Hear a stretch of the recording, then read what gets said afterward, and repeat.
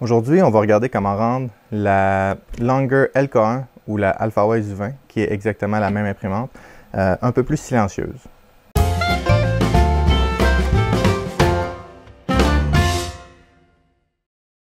Bonjour et bienvenue dans le monde du Guaro Loco.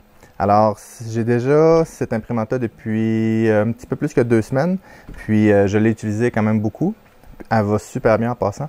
C'est une imprimante que j'aime bien, malgré le firmware qui est fermé. J'ai écrit à Longer pour voir si je pouvais avoir une copie du firmware pour pouvoir rajouter un BL Touch et ils m'ont dit malheureusement non. Je sais qu'il y a le Marlin 2.0 qui est sorti pour cette imprimante-là, mais avant de l'installer, je vais faire des tests avec l'imprimante relativement stock. Je vais la monter un petit peu à mon goût, puis ensuite, lorsque je vais arriver à la limite de ses capacités, je vais installer un Marlin 2.0 dessus. Puis je sais qu'il y a encore quelques petits bugs, mais à chaque jour ou à chaque semaine, il y a des nouveautés qui sortent sur ce firmware-là. Alors je garde un œil dessus. En passant, bravo à toute l'équipe qui travaille sur le firmware de Marlin. Je vais mettre la description, pas la description, mais le lien pour avoir accès au Marlin de cette imprimante-là, le Marlin 2.0, dans la description de la vidéo. Donc aujourd'hui, de quoi on va avoir besoin? Premièrement, on va avoir besoin de 4 Silent Blocks ou des amortisseurs de vibration pour NEMA 17. Alors ici, je les ai achetés sur Amazon, je crois. Donc, c'est relativement standard. Il y en a aussi en liège. J'en ai essayé en TPU, j'en ai essayé en différents d'autres produits. Cependant, c'est eux qui fonctionnent le mieux. Donc, c'est eux que je vous recommande. Ensuite de ça, on va avoir besoin de ces pièces-là. Ces pièces-là, je les ai trouvées sur Thingiverse. C'est pour mettre un genre de silencieux sur le ventilateur. Alors, celui va sur le ventilateur du dessus et l'autre de devant. Donc, on va voir s'il fonctionne bien. Cette petite pièce-là que j'ai désignée aussi pour pouvoir remonter l'axe du X, du Z, excusez-moi. Il y a une pièce qui est en train d'imprimer aussi, qui est un silencieux pour mettre ici. Donc, dans le temps que je fais la vidéo, la pièce va être prête. Ensuite de ça, je vais avoir besoin d'un coupleur rigide. Alors, c'est pas obligé pour le bruit. Cependant, présentement, c'est un coupleur flexible comme ça ici. Et puis, il y en a beaucoup qui me demandent c'est quoi le problème avec les coupleurs flexibles.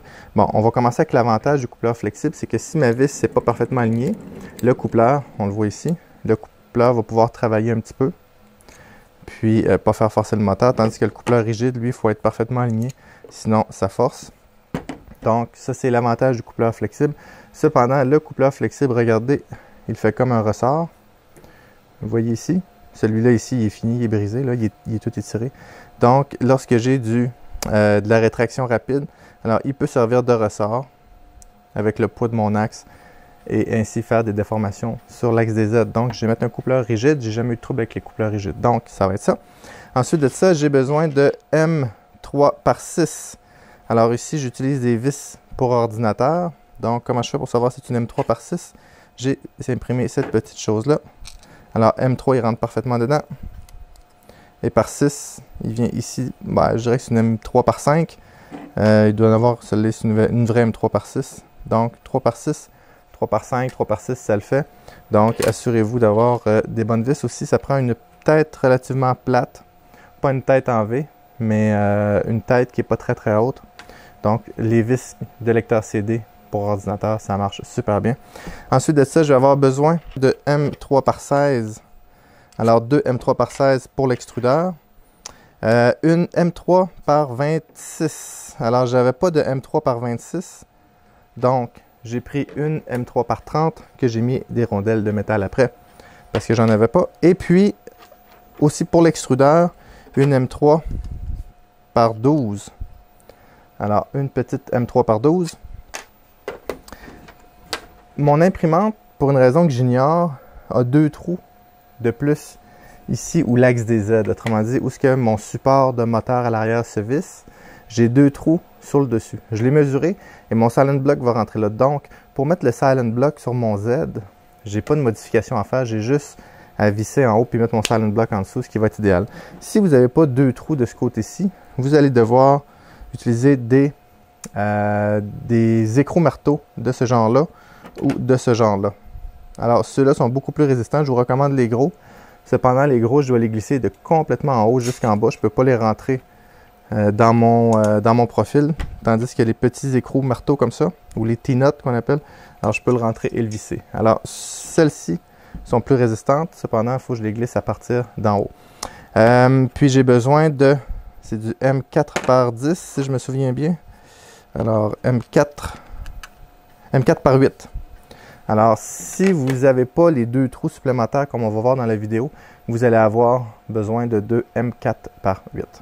Donc, est-ce qu'il y a d'autres choses? Non, je pense que c'est tout. Ah, puis les outils qui venaient avec l'imprimante. Moi, j'utilise un petit tournevis comme ça ici, je trouve que ça va mieux.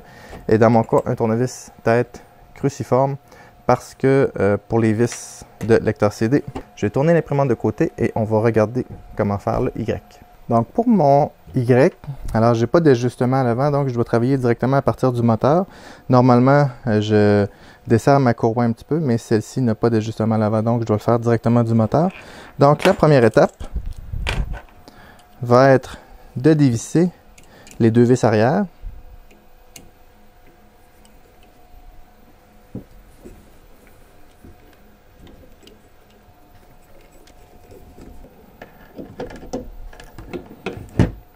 Excellent. Alors, maintenant, je vais mettre mon silent block par-dessus. Alors, le silent block a des gros trous et des petits trous. Rappelez-vous que les gros trous vont tout le temps du côté moteur.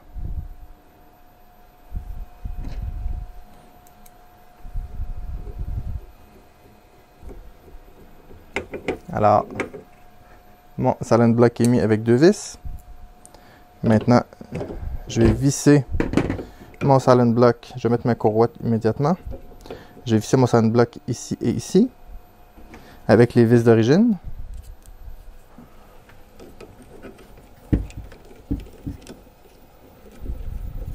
Et voilà, maintenant on voit ici que mon axe n'est pas aligné avec ma structure. Donc, je vais prendre la clé fournie avec l'imprimante ou simplement un tournevis et je vais dévisser mes deux vis de mon moteur. Et je vais tasser mon axe, ma poulie du moins, pour qu'elle soit au centre de mon axe. Et voilà. Et puis n'oubliez pas ici un côté plat. De mettre une vis du côté plat, c'est bien important. Et on resserre le tout. Et voilà, mon silent block est installé. Donc pour mon X, j'ai 4 vis à enlever.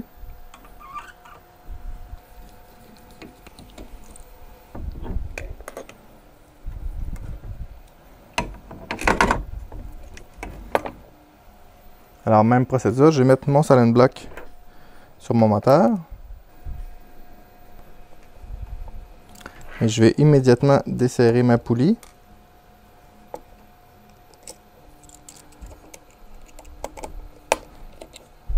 Est-ce qu'elle sort? Oui, elle sort. Parfait. Encore un petit peu plus.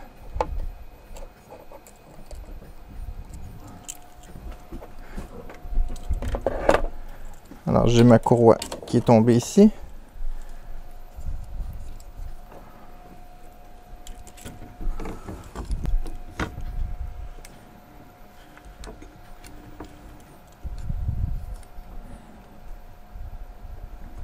Alors, je vais installer mes deux autres vis. Je vais m'assurer que ma poulie est bien alignée. Et je vais resserrer mes deux vis.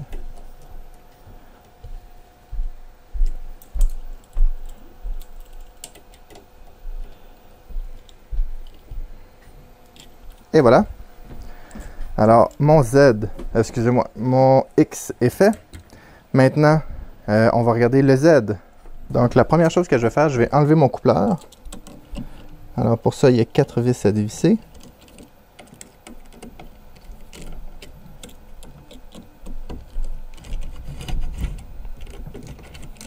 Et puis, je vais supporter mon axe avec le support à filament. Et voilà, pour ne pas l'avoir dans les jambes. Et je vais enlever mon coupleur ici. Alors, je vais immédiatement mettre mon coupleur rigide. N'oubliez pas de mettre une vis sur le côté plat. Et je vais vous donner un truc. Serrez la vis immédiatement après votre coupleur. Juste la partie coupleur, ça va être plus facile pour tout à l'heure. Maintenant, je vais dévisser les deux vis qui sont ici.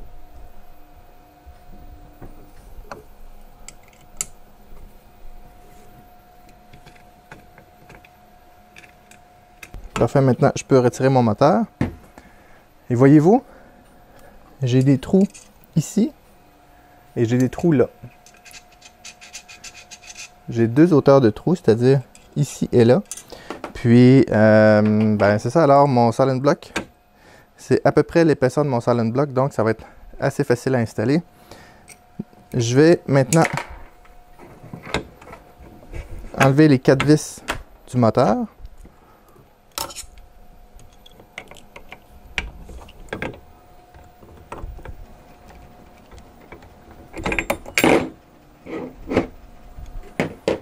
Je vais installer mon silent block. Maintenant, je fixe mon support. Je suis maintenant prêt à remettre mes vis dans les trous qui étaient un petit peu plus hauts. Super. Maintenant, je fais descendre ma vis en simplement la tournant avec mes doigts. Et voilà.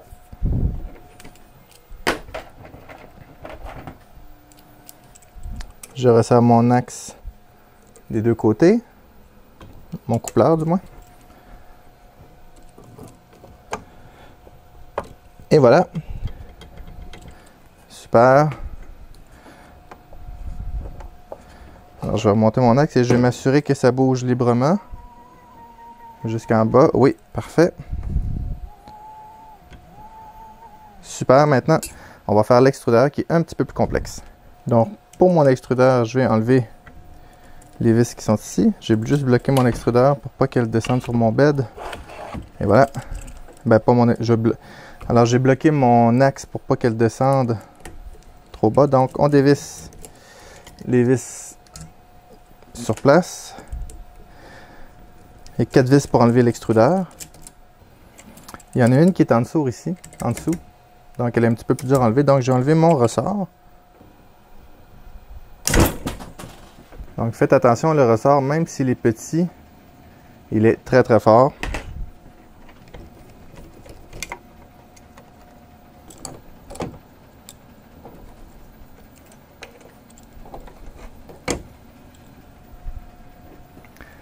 Alors, cela, ça va être un petit peu différent. C'est que je vais l'installer de la même façon, les grands trous vers le moteur. Mais je vais passer mes vis à travers des filets jusqu'à mon stopper moteur parce que j'ai remarqué qu'avec 2 vis, un extrudeur, c'est pas l'idéal parce qu'il va bouger un petit peu. Donc, je passe mes vis à travers tout simplement. Je vais vous montrer comment est-ce que je fais. Donc, voici comment est-ce que je fais. Je mets la partie base de mon extrudeur ici. Je mets une M3 par 16 au fond. Et puis ma M3 par 12 ici. Ensuite, je viens prendre mon silent block. Et je fais juste quelques tours, juste pour qu'il tienne. Maintenant ici, je vais devoir sortir ma roue d'entraînement. Donc, je vais tout de suite la sortir un petit peu parce qu'une fois en place, elle va être très très difficile à sortir. Donc, j'ai 2 vis.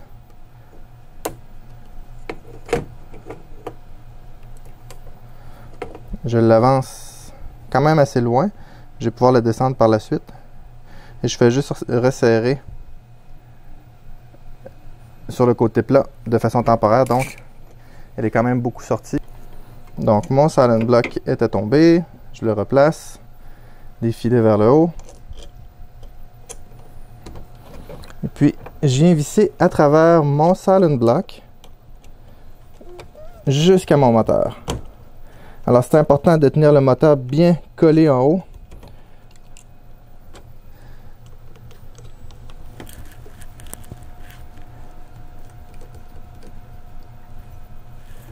Et voilà. Maintenant l'autre. Parfait. Alors, il n'y a pas de jeu. Maintenant, je prends mon autre M3 par 16 que je viens visser dans mon moteur.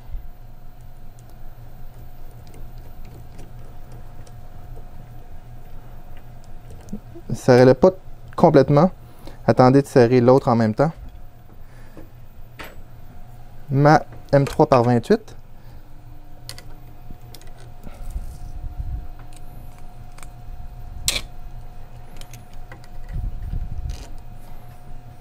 Et je vais installer mon petit ressort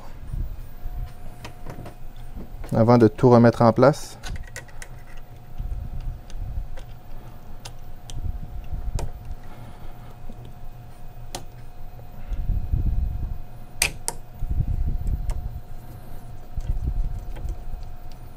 Alors je vais essayer de serrer également ces deux vis-là.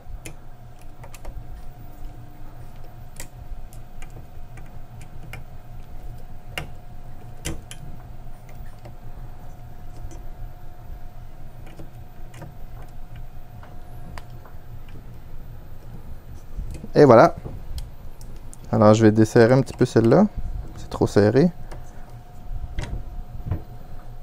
Encore un peu. Et voilà, maintenant il me reste à ajuster la hauteur de celle-ci.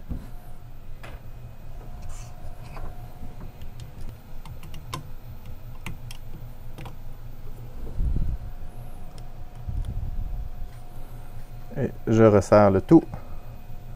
Et de 1.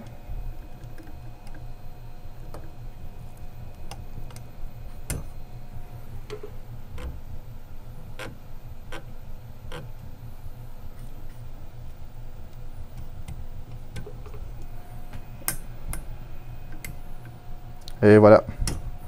Alors, mes deux vis sont serrées et je semble être bien centré. Puis ça fonctionne bien. Donc maintenant, on est rendu à mettre cette petite pièce-ci. Je vais dévisser ces 4 vis-là. Toutes tiennent avec ces 4 vis-là, donc je vais commencer par les enlever. Si vous vous demandez pourquoi j'ai une bobine de filament en dessous, c'est pour éviter que mon axe baisse et que ma buse vienne frapper contre mon bed, tout simplement. Parfait. Alors, vous n'aurez plus besoin des petites rondelles blanches. Donc, il y en a 4 et voilà. On va commencer par mettre celui-ci qui remplace les petites rondelles blanches.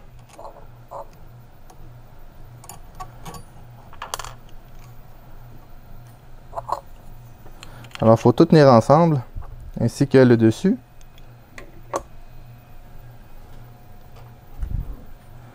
Donc, je vais commencer par mettre une vis pour tout faire tenir ensemble.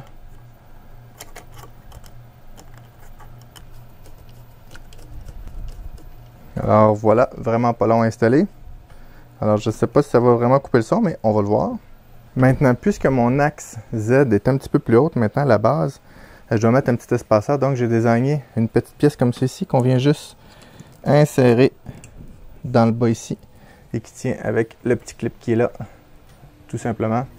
Et voilà, comme ça, mon axe, j'ai calculé l'épaisseur de combien ça faisait lever, puis j'ai fait la base de la même épaisseur. Donc, je vais avoir besoin de reniveler mon bed, ça c'est sûr sur ça. J'ai vu aussi des systèmes qui permettent de monter ici le détecteur de fin de course. Et moi, j'ai préféré mettre ça ici, c'était plus simple dans mon cas. Juste avant de commencer les modifications, je me suis assuré d'enregistrer le son. Ce que j'ai fait, j'ai installé mon zoom, qui est un micro, vraiment sensible. Je l'ai configuré pour pas qu'il y ait d'auto-nivelle, pour pas qu'il y ait d'ajustement de son automatique, tout est fait manuellement. Il est sur un support anti-vibration, sur un pied indépendant, loin à peu près à, je vous dirais, 50 cm de la table. Puis donc, il n'y a pas de vibration qui va passer par le micro. Puis, j'ai enregistré une séquence bien précise. Je vais enregistrer la même séquence avec les modifications. Je n'ai pas encore la modification du boîtier. Un, parce qu'elle imprime encore, puis deux, je vais voir juste au niveau de l'imprimante la différence de bruit. Puis après, je vais faire le test avec le silencieux pour le boîtier que j'ai désigné. Donc, on va partir l'impression et on va écouter la différence de bruit. Puis je vais mettre la boîte de contrôle à la même distance que je l'ai mis ce matin. Aussi, j'ai mesuré la distance entre la tête au centre et le micro. C'était exactement la longueur de cette règle. C'est encore le cas présentement. Donc, je vais partir les micros, puis je vais partir l'impression.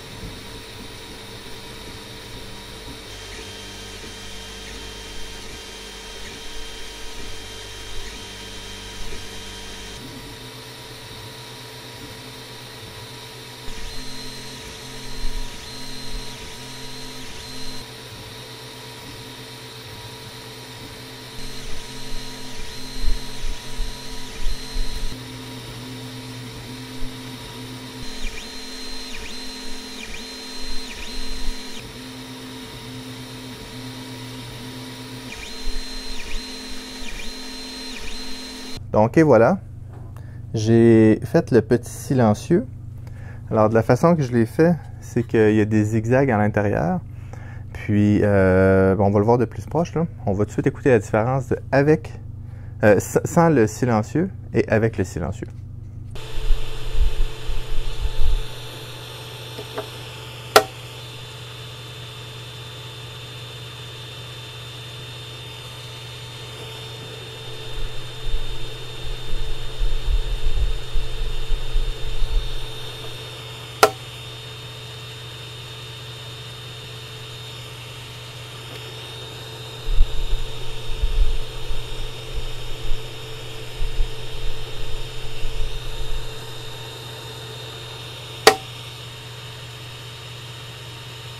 Comme vous pouvez voir, l'installation est plutôt facile, ça tient avec 2 aimants. Ici, j'ai eu un petit problème de design. Je vais le redesigner avant de le mettre sur Thingiverse. Mais bref, on le rentre dans la grille de l'autre ventilateur et voilà. Ça fait un silencieux, ça coupe le son. Puis ça fait quand même une bonne différence. Ça coupe pas tous les bruits, mais il y a 2 choses aussi. Ça empêche le boîtier de contrôle d'envoyer de l'air sur le bed et de faire décoller les pièces ou les faire déformer. Et ça l'envoie complètement par en avant. Et aussi, ça coupe le son.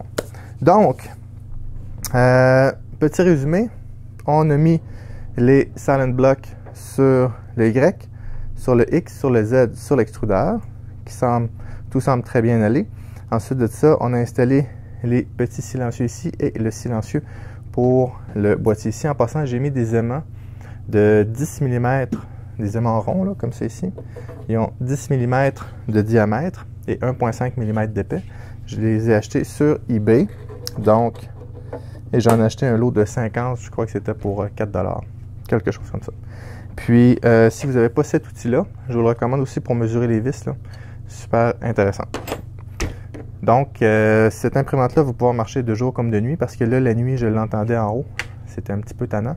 Et là, j'ai de la misère à l'entendre en bas. J'entends plus les bruits environnants que l'imprimante elle-même. J'aurais pu aussi mettre des ventilateurs Noctura pour qu'elle fasse moins de bruit. Cependant, les Noctura sont assez chers et marchent sur le 12 volts. Donc, je dois mettre des transformateurs. Si vous cherchez des convertisseurs 24 à 12 volts, cherchez sur eBay ou Amazon ou peu importe, convertisseur DC to, autrement dit TO DC. Puis vous allez voir, il y a des ranges de 3 à 24 volts jusqu'à 7 à 58 volts par exemple. Donc, vous pouvez ajuster la tension que vous voulez mettre. Ça s'appelle un convertisseur DC à DC. Donc, j'espère que vous avez aimé la vidéo. N'oubliez pas de chercher le Minion qui est à quelque part dans le décor, le Dominion. Si vous avez aimé ça, s'il vous plaît, mettez un like. Cliquez sur la petite coche pour recevoir les notifications des nouvelles vidéos. Si vous n'êtes pas abonné, abonnez-vous à la chaîne. Merci beaucoup et à bientôt.